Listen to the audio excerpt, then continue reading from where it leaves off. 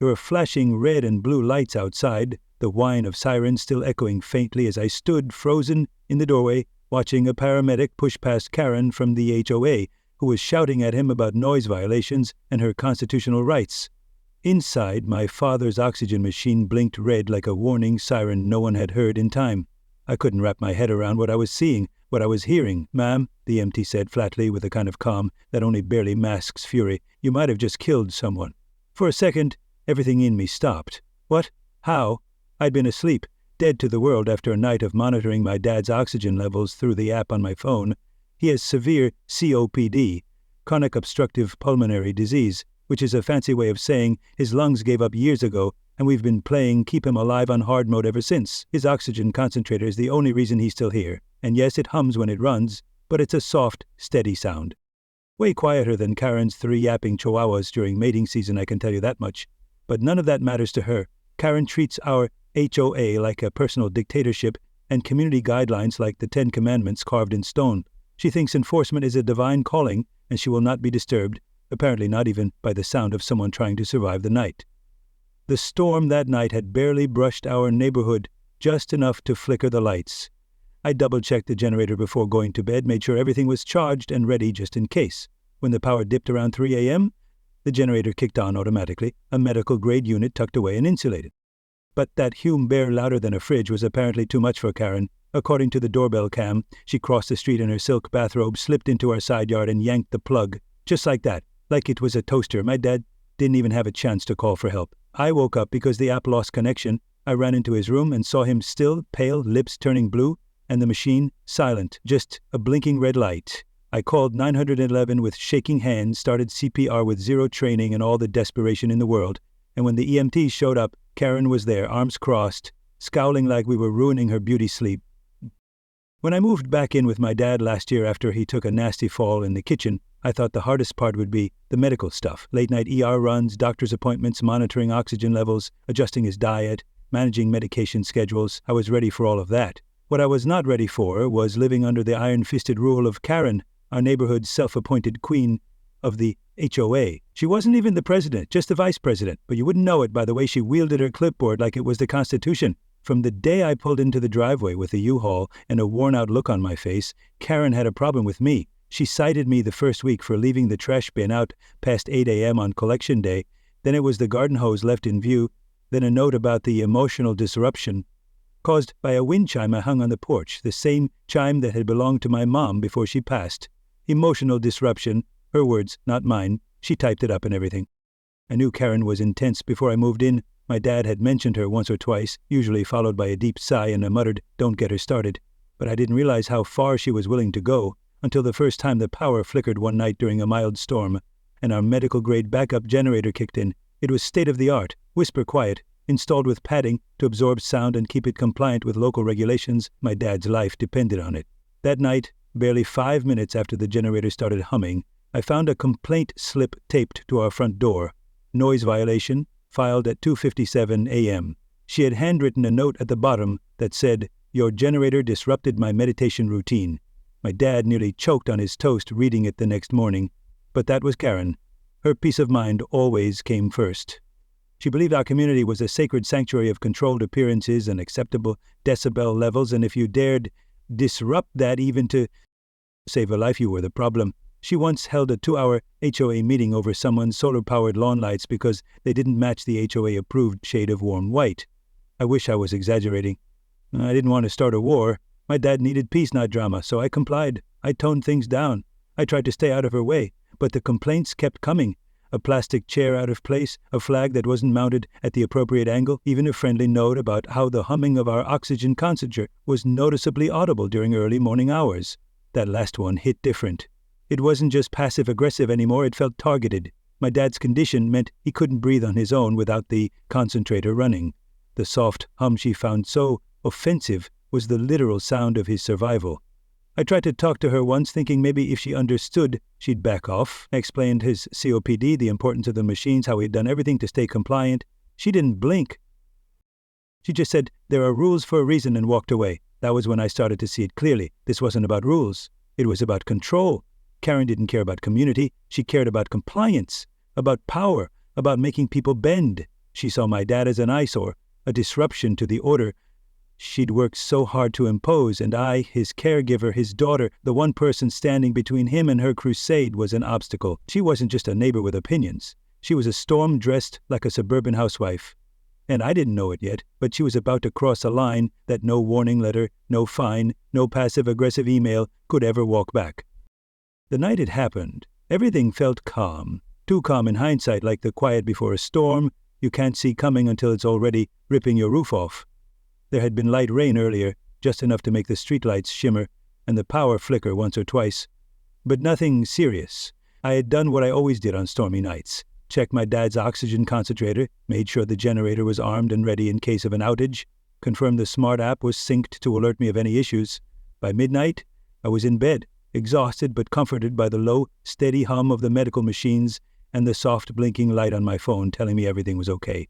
At 2:56 a.m., everything changed. The power must have dipped just enough to trigger the backup generator. It hummed to life, barely louder than a refrigerator, but apparently that hum was enough to wake a tyrant in a silk bathrobe across the street. What happened next still feels surreal, like a scene from a horror movie that switches from slow-burn tension to full-blown terror in seconds. Karen, in her pristine robe and slippers, crossed our lawn, unlatched the side gate, yes, trespassed, without hesitation, and walked directly to the generator. She didn't stop to inspect it, didn't pause to wonder what it might be powering. She just reached down and yanked the plug. One clean motion, one snap, like she was silencing a radio, except this wasn't a radio, it was the only thing keeping my father alive. She turned, walked back through the gate, and disappeared into the dark like she'd just taken out the trash. My phone pinged me seconds later. The app couldn't connect to the concentrator. I sat up, heart thudding, confused but alert. I sprinted to my dad's room and froze. It was too still. His chest wasn't moving. His skin had gone pale, lips tinged blue. The machine was silent, its screen blinking red in a steady, terrible rhythm. I don't remember dialing 911. I just remember the panic crashing over me in waves, the sound of my own breath as I tried to do CPR, counting compressions like my hands could convince his lungs to work again. I wasn't trained. I was just desperate. I kept saying his name over and over like it was a spell that might wake him. The EMTs arrived in under 7 minutes, but it felt like 7 years. When they burst in, I stumbled out of the way, watching them take over with professional urgency, and that's when she reappeared. Karen, arms folded, lips tight, standing in the doorway like we'd just woken her from a peaceful dream. Her first words were, I kid you not, "He was too loud." One of the EMTs turned to her, disbelief and disgust plain on his face, and asked, "What are you talking about?" She pointed toward the side yard and said, "That box thing kept humming. I didn't know it was medical." The paramedic stared at her. "You unplugged it?" She shrugged. "There weren't any warning signs. It just looked like a noisy box." He stepped back from my father's barely rising chest, his voice dangerously flat. "Ma'am, it had 3 large red stickers on it. All of them said, 'Medical equipment, do not unplug.'" Karen glanced at the unit like she was seeing it for the first time, then muttered, "Those aren't HOA-approved labels." My jaw nearly hit the floor. I couldn't speak, couldn't even process the audacity. I wanted to scream, but my focus was on my dad, on whether he'd survive the night. The MTs got him stabilized, but the lead paramedics didn't let it drop. He called it in immediately, said the machine had been deliberately tampered with. That's when the police were dispatched. Karen, sensing things turning, started backpedaling. First, she claimed she thought it was abandoned. Then she said she tripped over the cord. Then she said maybe the wind unplugged it. The officer turned to me. "Do you have cameras?" I nodded. Of course I did. Karen had complained about the doorbell cam being aggressively pointed at the street just last month. I pulled up the footage, time-stamped, high-def, clear as day. Karen walking onto our property, reaching down, pulling the plug, and walking away. When the officer asked her about it, she looked straight into the screen and said, well, maybe it was too loud to hear the warnings. No shame, no apology, just that same smug tone like this was all just a misunderstanding. Except it wasn't. My father could have died. 5 more minutes without oxygen, and the doctor said he might have suffered permanent brain damage or worse. And Karen, the woman who cited us for wind chimes and flagged my dad's life support as a noise violation, stood in our yard like she was the one being wronged. That was the moment something in me snapped. This wasn't just petty. It wasn't just power-hungry. It was evil. And I knew right then this wasn't over, not by a long shot. At first, I wasn't thinking about revenge or lawsuits or even justice. I was thinking about whether my dad would live through the night. I sat by his hospital bed, watching the machines breathe for him, every beep, Another reminder that he came this close to dying because someone couldn't handle the sound of a generator. But the more I sat with it, the more the shock started to peel away, replaced by something sharper, heavier, colder. Karen thought this was over. She thought she'd unplug a machine, offer some flimsy excuse, and walk away like she always had. She had no idea who she was dealing with. By the next morning, the police had confirmed they were submitting the incident to the district attorney for review. But even then, Karen didn't back down. That same afternoon, I got an email from the HOA. Not from Karen directly, this one came from the board, but the tone was unmistakably her. It was a formal warning for violating a temporary sound ordinance referencing the generator. They attached a PDF that included a clause about unauthorized emergency equipment only. I knew for a fact that clause hadn't existed the week before. I checked the Wayback Archive on the HOA website. It had been added 2 days after the incident. No resident vote, no public notice, just a quiet rule change slipped in after the fact, clearly designed to retroactively cover Karen's tracks. That's when I stopped playing defense. I opened my laptop and started compiling everything. Every email, every citation Karen had sent, every HOA bulletin she'd written about visual harmony and decibel compliance, every time she'd overstepped and weaponized the rules to harass residents. I pulled the doorbell footage, copied the incident reports, started tracking timestamps and matching them with security logs. I didn't have a lawyer, but I was about to get one. I found a local attorney who specialized in HOA abuse cases. His name was Daniel, and from the first phone call, I could tell he was the exact kind of shark I needed. I barely finished explaining what happened before he said, "Send me the video." 10 minutes later, he responded with one sentence, "This just became a criminal matter." While he drafted the formal complaint and began reaching out to the DA's office, I kept digging. Then came the first twist. A neighbor, one of the quieter ones, sweet older lady named June, slipped a manila envelope into my mailbox. No note, just the envelope. Inside were screenshots from a private HOA group chat that Karen had accidentally added her to. In it, Karen bragged about finally getting rid of the noise menace before it spreads. That's what she called my father's generator, a noise menace. She followed it up with, "Rules are rules, and if he won't remove it, we will." Dated the night before the incident. That was it, the smoking gun. I forwarded everything to Daniel, who called me within the hour. "This is no longer just HOA harassment," he said. "We're talking willful negligence, trespassing, and possibly attempted manslaughter if the DA wants to push it." That hit me like a freight train. Attempted manslaughter. The words felt heavy in my mouth when I repeated them, but the more I thought about it, the more they made sense. Karen didn't trip.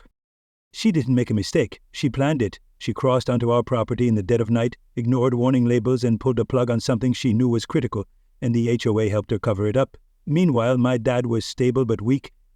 The doctor said if the power had stayed off even 10 more minutes, we'd be having a very different conversation. I stayed with him every night that week, and each time I watched him sleep, tubes in his nose, bruises on his chest from my frantic CPR, I felt the fire inside me burn a little hotter. Karen had made a huge mistake, not just by nearly killing my father, but by assuming I'd let it go. She thought I was just another resident she could bully into silence. She had no idea I'd be the one to tear down her little empire. I filed a second police complaint, this time with all the documentation attached, emails, video footage, screenshots of the HIO group chat, timestamps of the rule changes, and witness statements from 2 neighbors who had seen Karen cross the street that night. I didn't stop there. I reached out to a local news station anonymously. I didn't want my name out there yet, but I gave them the story, just the facts. An HOA officer unplugged a man's oxygen machine during a power outage because it was too loud. They ran it within 24 hours. The headline was "Brutal and Perfect. HOA official accused of disabling man's medical equipment over noise complaint." A still image from the video, Karen in a robe, reaching for the cord, was everywhere. Reddit, Twitter, Facebook. The story blew up faster than I ever expected. Comment sections were flooded with people sharing their own HOA horror stories. Several lived just a few towns over and started dropping screenshots of Karen's past. Post messages she'd written in neighborhood forums complaining about kids playing too loudly, lawn chairs left out, Halloween decorations being visually chaotic. She'd built a reputation, and now it was turning on her. The next day, another letter arrived, but this one wasn't from the HOA. It was from Karen's lawyer, a cease and desist, accusing me of defamation and demanding I stop spreading false and damaging claims. I laughed out loud. Then I forwarded it to Daniel, who replied with 2 words, "Oh, please." But what really cracked this case wide open came 2 days later. Sandra, one of the HOA board members who had stayed mostly silent through all of this, knocked on my door. She looked pale, nervous, like someone about to confess to a crime. She handed me a manila envelope and said, "I can't be part of this anymore," before turning and walking away. Inside were internal HOA memos, emails between Karen and the board, including one that said, "If we let this slide, more people will start using emergency units like his. We have to draw the line." That was it. The proof of intent. Karen hadn't just acted alone, she'd dragged the whole board into it. They had coordinated the rule change, plotted the removal, and framed it as enforcement. And now I had the receipts. The HOA wasn't just complicit, they were conspirators. Daniel's next message was simple: "We're going after all of them." And just like that, the hunted became the hunter. The story hit the local news like a grenade. One moment it was just another HOA dispute quietly smothered in legalese and bureaucratic shrugs. The next it was blowing up across every platform you could name. The headline alone was enough to stop people mid-scroll. HOA official accused of disabling man's oxygen machine over noise complaint, and right beneath it, the freeze frame from my doorbell camera, Karen in her silk robe, caught mid-motion as she reached down to pull the plug, her face angled toward the lens like she was daring it to stop her. She had no idea it would become the most recognizable HOA mugshot since the internet started keeping score. Within 12 hours, the clip had gone viral. Reddit threads were exploding. Twitter lit up with hashtags like OxygenGate and Karen Unplugged. Facebook groups dedicated to HOA horror stories practically canonized her as the final boss of suburban tyranny. Comment after comment came pouring in, people sharing their own run-ins with many dictators in cul-de-sacs, rogue HOA enforcers with god complexes, and nothing better to do than wage war over mailbox colors and lawn heights. But Karen wasn't just some overzealous rule follower anymore, she was a public villain. And the internet doesn't just cancel people, it dissects them. Some tech-savvy neighbor found old HOA meeting minutes and shared screenshots of Karen voting against installing community defibrillators because they were visually disruptive. Another found her Facebook profile, which was quickly locked down, but not before someone archived it. There were posts about preserving tranquility through order, quotes about righteous enforcement, and one real gem where she said she considered herself a steward of suburban peace. Someone replied under that one with, "She stewards peace like a raccoon stewards a garbage can." By day 2, it wasn't just internet mobs piling on, it was her own neighborhood turning against her. Sandra, the board member who had given me the envelope of internal emails, posted a formal resignation on the community message board. She wrote that she had lost all faith in the integrity of the HOA leadership and that recent events had made it clear the board no longer served the best interests of the residents. She didn't name Karen, but she didn't have to. Everyone knew. Within 24 hours, 3 more members resigned. Karen was the only one left standing, the last empress of a crumbling empire. She tried to get ahead of it poorly. She posted a rambling message on Nextdoor, blaming the media for twisting the story, claiming she had acted according to HOA policy and was being vilified for enforcing standards. It backfired spectacularly. One neighbor replied, "What your policy involves pulling the plug on medical life support." Another said, "If you followed the rules, why are you the only one lawyering up?" The silence from the remaining board was deafening. No one backed her. No one defended her. Even the usual rule sticklers were quiet. They were either ashamed, scared, or both. And while all this was unraveling, Daniel, the lawyer I'd hired, was making sure the DA had everything they needed.